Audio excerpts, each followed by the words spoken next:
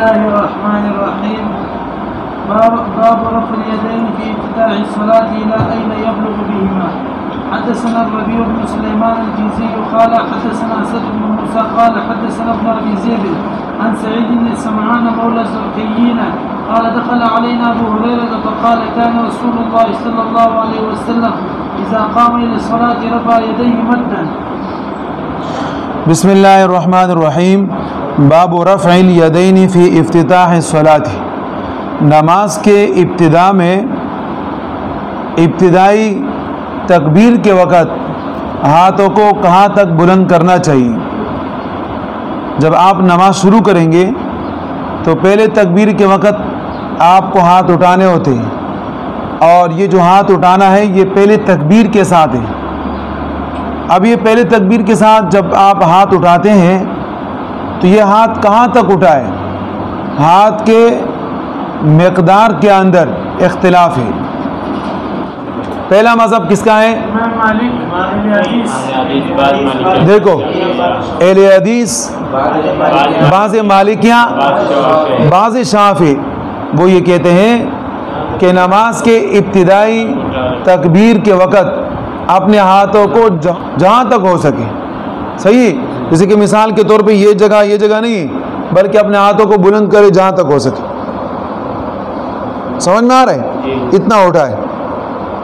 اور ان حضرات کے پاس دلیل حضرت ابو ہریرہ رضی اللہ تعالیٰ کی روایت ہے.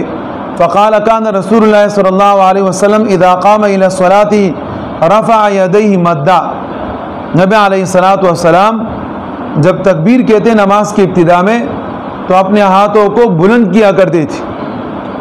اب ہم یہ جواب دیتے کہ دیکھیں یہ تو جو آپ بات بتا رہے ہو اس کا نماز کے ساتھ کیا تعلق ہے، بلکہ یہ تو عام طور پر لوگ دعا کے لیے جب ہاتھ اٹھاتے ہیں تو ہاتھوں کو اتنا اونچا کرتے ہیں. ایک بات تو یہ ہے. دوسری بات یہ ہے کہ دیکھیں یہاں ہاتھ کے اٹھانے کا ذکر ہے لیکن کہاں تک اٹھانا ہے اس کا ذکر نہیں ہے. تو معلوم ہوا کہ آپ کی یہ روایت مجمل ہے، اس کے اندر تفصیل نہیں ہے. اور تفصیل والی روایت حضرت وائل ابن حجر رضی اللہ تعالیٰ عنہ کی روایت ہے. دوسرا مذہب امام مالک، امام شافعی، امام احمد اور امام اسحاق، ان چاروں حضرات کا ہے. یہ فرماتے ہیں کہ نماز کے ابتدا میں تکبیر کے وقت اپنے ہاتھوں کو کندھوں کے برابر اٹھائے. اور ان حضرات کے پاس دلیل حضرت علی رضی اللہ تعالیٰ کی روایت ہے. حضرت علی رضی اللہ تعالیٰ سے منقول ہے ان رسول اللہ صلی اللہ علیہ وسلم انه كان اذا قام الى الصلاة المكتوبة كبر ورفع يديه حذو منكبيه. نبی علیہ السلام جب نماز کے لیے، فرض نماز کے لیے کھڑے ہوتے ہیں تو اپنے ہاتھوں کو کندھوں کے برابر رکھتے. اس کے متعلق ہم نے یہ جواب دیا کہ حضرت علی رضی اللہ تعالیٰ عنہ نے نبی علیہ السلام کا جو فعل نقل کیا ہے یہ اس زمانے کا ہے کہ سردی کا موسم تھا. نبی اکرم صلی اللہ علیہ وسلم کے جسم مبارک کے اوپر جبہ تھا اور جبے سے مکمل طور پر ہاتھوں کو باہر نہیں نکالا جا سکتا کہ اس کو بلند کیا جائے اور کانوں کے برابر لے کر چلا جائے، بلکہ نبی علیہ السلام نے کندھوں کے برابر اپنے ہاتھوں کو رکھا اور اللہ اکبر کہہ کر نماز کو شروع کر دیا. بات سمجھ میں آ گئی؟ تیسرا مذہب کس کا ہے؟ امام ابو حنیفہ رحمہ اللہ کا. امام صاحب یہ فرماتے ہیں کہ نماز کے ابتدا میں اپنے ہاتھوں کو کانوں کے برابر لے جائے. اور امام ابو حنیفہ رحمہ اللہ کے پاس دلیل حضرت وائل ابن حجر رضی اللہ تعالیٰ کی روایت ہے. قال رأيت النبي صلی اللہ علیہ وسلم حين يكبر للصلاة يرفع يديه حيال اذنيه. نبی علیہ السلام کو میں نے دیکھا. وائل ابن حجر کیا فرماتے ہیں؟